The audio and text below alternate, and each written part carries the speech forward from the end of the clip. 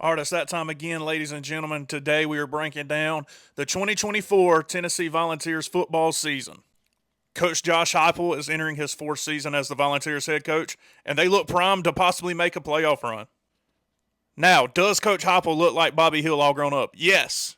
Can he also dial up an offense? Yes. Is he a pretty good head coach? Yes. The offense will be led by first-year starter Nico, what's his name? I say what's his name because I can't pronounce his last name, so I'll just call him Nico. The expectations are high for Nico.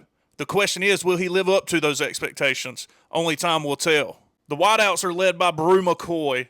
His season ended prematurely last year with an injury, but he looks to bounce back this season. Now, the offensive line returns three starters from last year, but it looks to be anchored by this guy, Lance Hurd, LSU transfer. Running back Dylan Sampson is your leading returning rusher, and I expect him to get a bulk of the carries this year. Now moving on to the defensive side of the ball.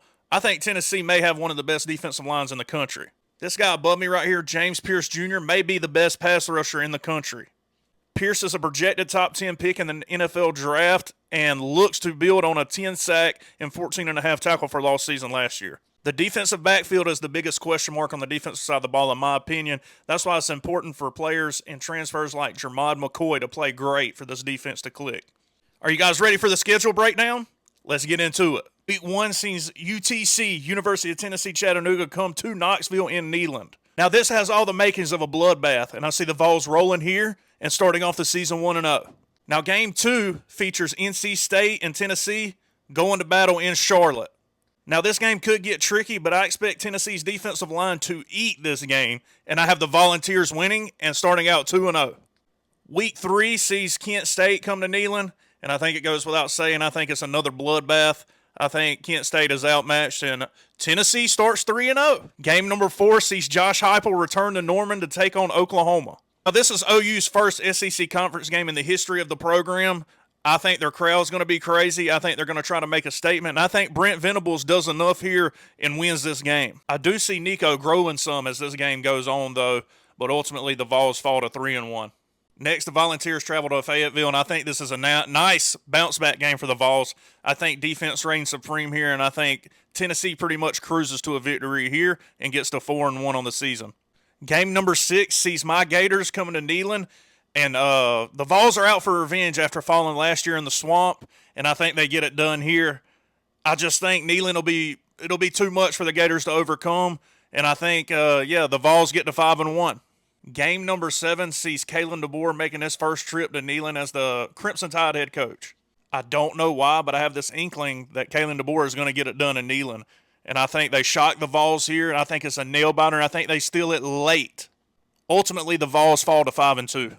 Next, Coach Mike Stoops and his Wildcats travel to Neyland to take on the Volunteers. I think this is a total team performance here by the Volunteers. The defense is going to show out. Nico's going to hit some big throws, and ultimately the Vols are going to get back on the winning track. This win moves the Volunteers to 6-2 on the season. Next, Jeff Lebby and his Mississippi State Bulldogs head to Knoxville to take on the Tennessee Volunteers. For some reason, I think this game is going to be a nail-biter. I really do. But I think Neyland's rocking, and it causes Mississippi State to turn the ball over somehow, and Tennessee seals the victory there. This win puts Tennessee at 7-2 on the year. Next, Heupel and his crew take on Georgia in Athens on the road. I think Georgia's one of the better teams in the country. I think their offensive line is going to be fantastic.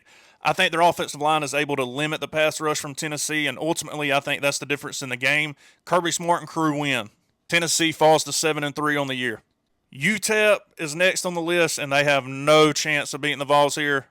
I say no chance, but really small chance. Vols roll here, and they are 8-3. And the last game of the year in the regular season anyway sees the Vols travel to Nashville, Tennessee to take on Vanderbilt. Not too much needs to be said here. Tennessee is far more talented, better coached, and they win this game easily, and they finish the season 9-3. Now, is 9-3 good enough to make the playoffs? It's unprecedented because we've never had a 12-team playoff. I don't know.